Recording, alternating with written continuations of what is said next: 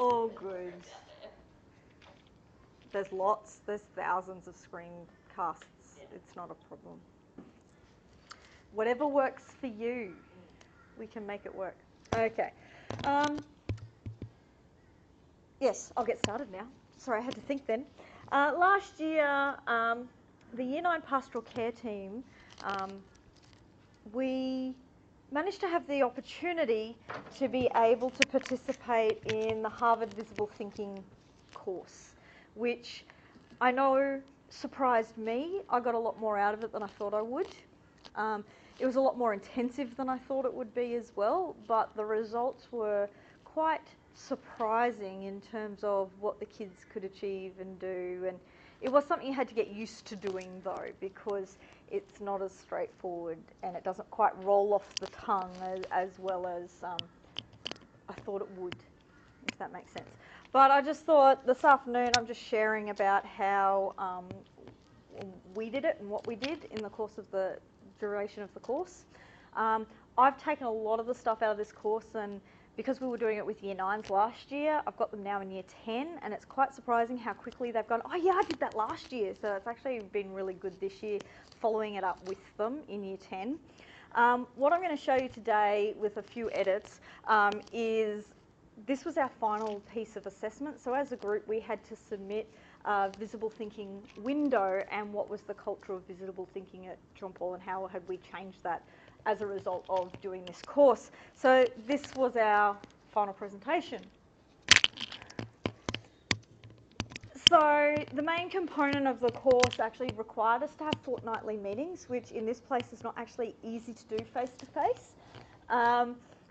So quite often we were doing these over email in documents to try and actually fulfill the requirement, because each meeting you had to submit then what the goals and outcomes were for the group. But as you can sort of see here, we had a rather diverse group of people participating, and we sort of covered everything from Year 7 to 12, and we found that we started sneaking it into some of our other classes and some of our other courses as well. Not just the group that we'd decided to target, which was the Year 9 team and mainly pastoral care, but we sort of, you know, it filtered through and we found some interesting ways to get through it. We developed a lot of wonderings. It was quite interesting, some of the things that we were trying to implement and wondered whether the kids would keep going. In the last sort of section I showed what our future wonderings was and the effect that it had for us. Okay, so there are lots and lots of different visible thinking routines. Think, puzzle, explore, headlines, compass points. These are just some of the ones that we looked at as part of the course. You probably noticed if you've been reading my tip, I've started to extend the tip a little bit as part of the teach section, just to share what we did learn during the course, because I found it so valuable, and just little different ways. Do you have to follow them out the way they're set out? Not at all. You can modify them to suit your class. And I found in a couple of cases I did need to modify it to get the thinking I wanted to come about, rather than just, you know, following it, getting the answer and moving on, but so that the kids actually grapple with those larger thoughts and ideas as well. So, what did that mean? We actually started with See, Think, Wonder, which when you're in the middle of a Year 10 business and accounting class, it's really quite hard to implement, because one of our weekly, the very first weekly thing we had to do as part of our submission was actually complete a See, Think, Wonder.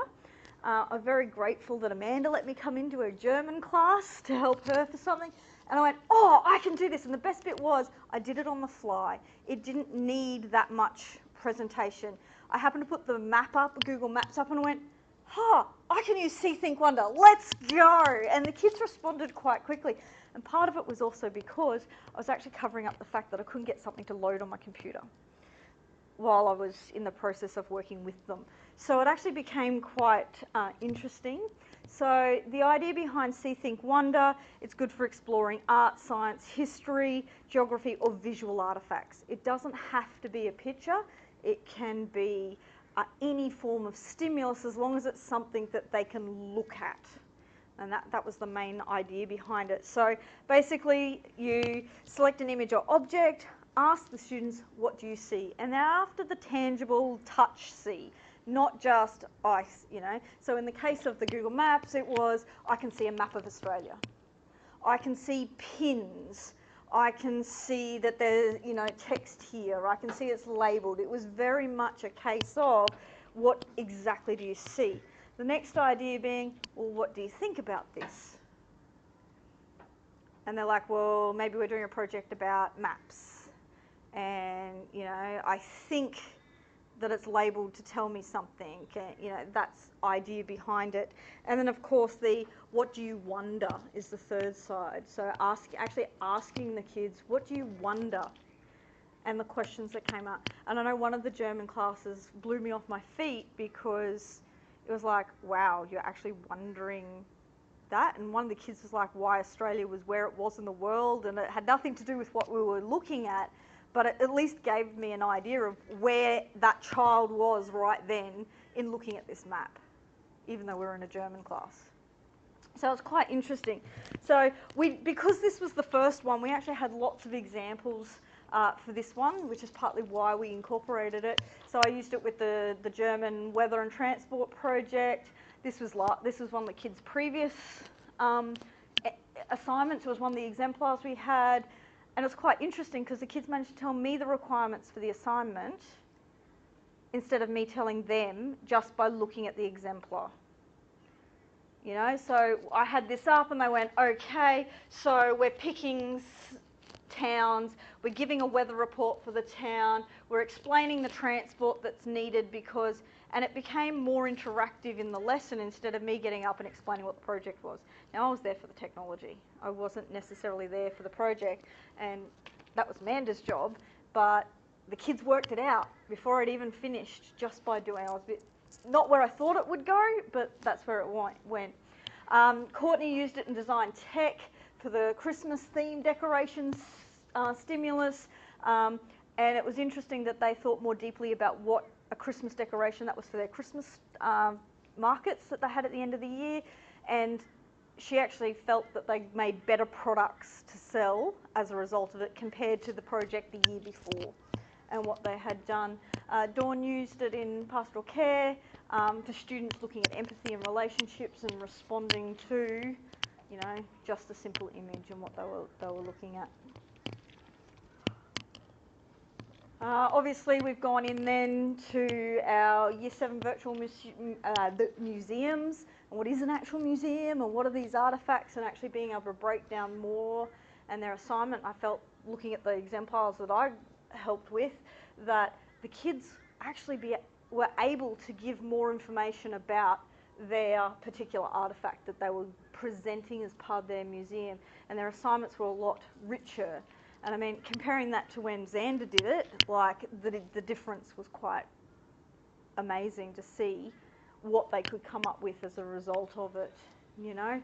And we got a lot of student feedback, you know, changed ideas about vaccines for this particular artefact, contribute and listen to other ideas. They started building on each other's ideas instead of just thinking about their own thoughts, which is what we were looking for, that growth. And, you know, the inquiry questions got a bit stronger.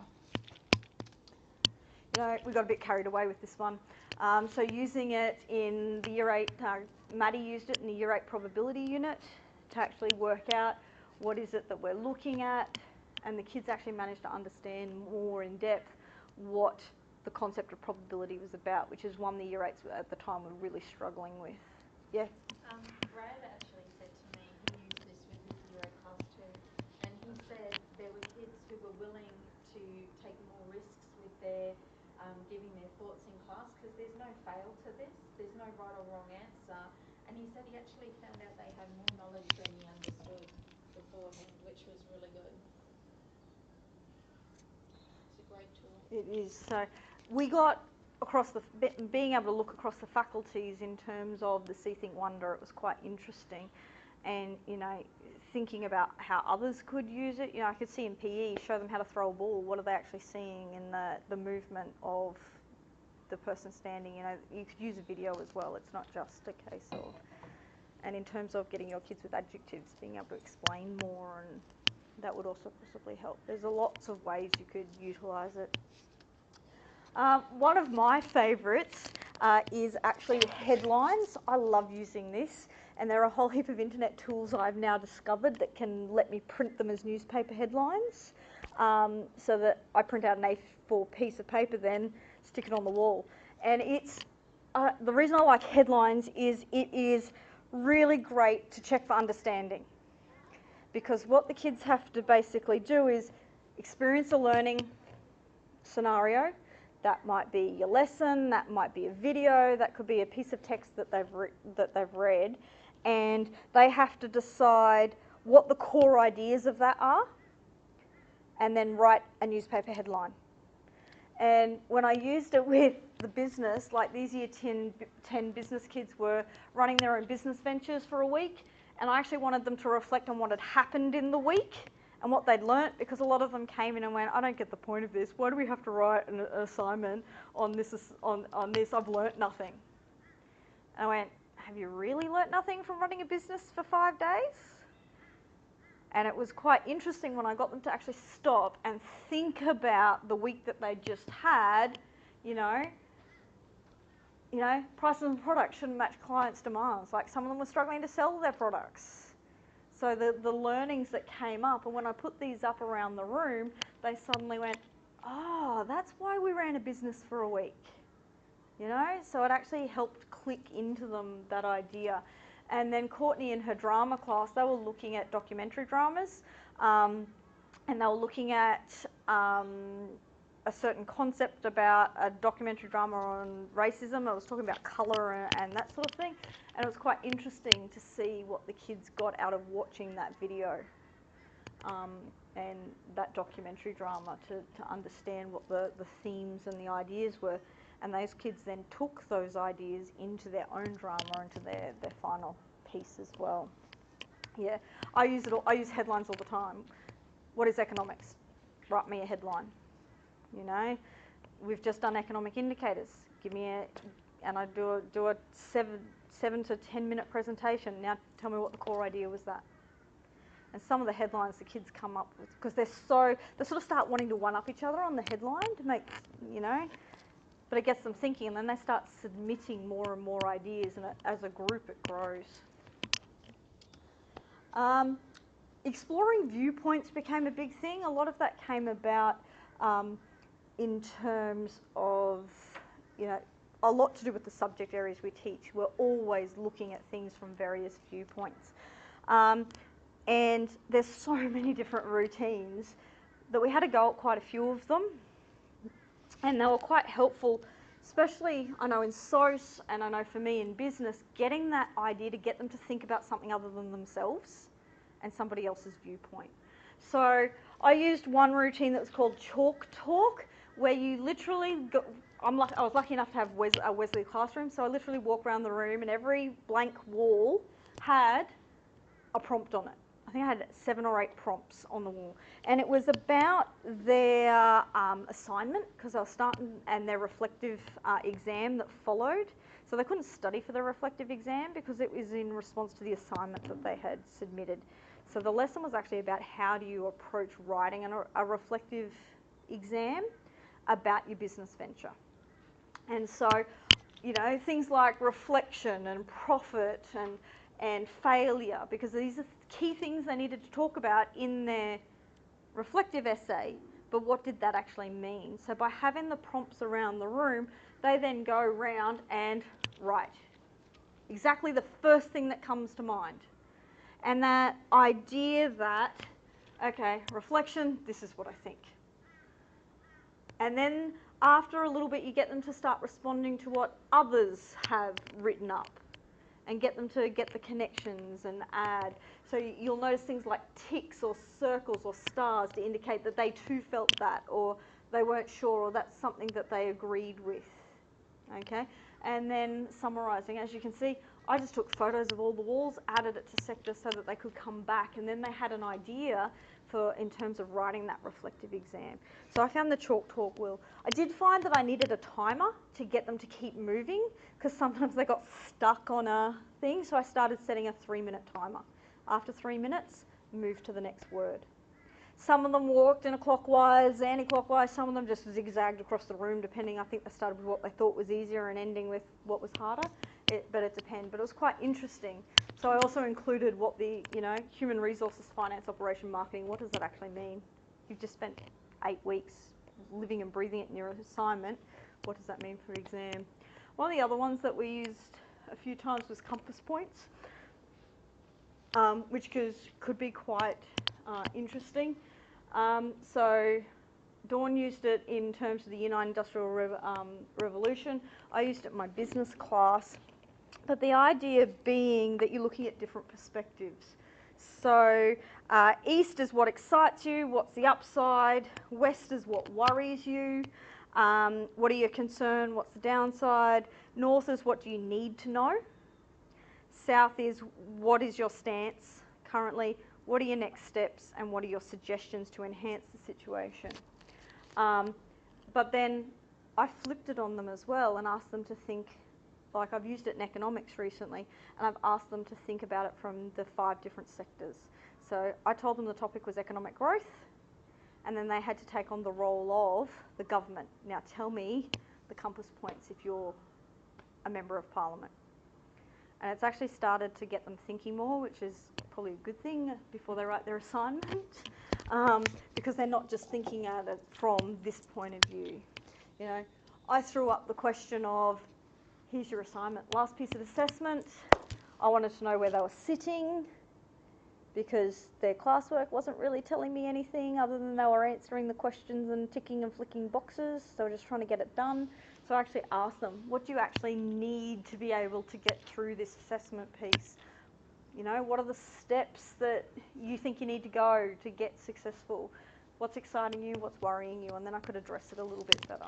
So I found it a good way to judge exactly where they were sitting. I don't know, various people find it differently. The other viewpoint one that I enjoy using, and I'm pretty sure Dawn does too, is tug of war. It is literally a tug of war. I'm tempted to borrow the tug of war rope from HPE when I get to law next term, because I can see a really good argument starting to happen. But this idea with tug of war is you've got 2 points of view. You're forcing a choice. So giving them a proposition, giving them a scenario where there are 2 choices. I have seen it done with multiple. I just don't know how successful it was. The feedback seemed to indicate it was, but when I sort of looked a bit more into it, I'm thinking, too many options, you're going to then splinter the class. There's not that robust discussion. Asking students to name the 2 ends of the viewpoint helps, I found, and then, name it, and then identify the tugs. So in this example here, they were discussing technology and globalisation have positive impacts on society as a whole. So these guys chose yes and no as their 2 options, and then these are the tugs that they came up with. The next step with it is to actually get them to scale it from the middle out to the tug, out to the edges of which is more important to which is least important in terms of fighting that argument. So you get them then, numbering it and working out. Helps on post-it notes or whiteboards because you can sort of move it around.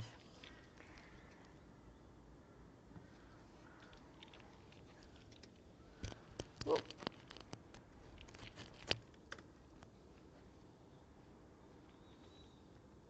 I think my computer just froze. It's taking its time. So the last part of the assessment was to look at what are our questions, what are our lingering questions, where are we going to now, what are we going to do with this information that we've just spent 12 weeks gathering. And a lot of our wonderings and questions were around how do we get the kids to do this themselves? How do we get them to decide that this is valuable and important? And I think for me, following them into year 10 this year and teaching them this year, some of them have gone, oh, I remember that, I get that. And then I'll get the, Luke Owen is a classic. Why don't I do this more often? You know? So it's that constant having the reminder of it. I keep all of them in their shared OneNote so they can come back to it and view it and look at it again. And I know Dawn was looking at posters to put around the year 10 classrooms to help them. But it's always that we've taught them these things, what's going to happen next sort of idea, and the whole thing about the value of the routines and dispositions. My goal for this year is to actually look at visible thinking in my practice, and when I get off my bum and do a few more observations, hopefully I can see how others use them as well, not just our little group that we sort of worked together with. I have actually since spoken to Courtney, and because I thought I'll talk to her a bit more, and she's using a lot where she is now and is finding it really valuable. So the whole thing was actually quite an experience and very well worthwhile. If you get the opportunity, it's worth it. Thanks. I think I spoke a lot longer than my 7 minutes, sorry. Well,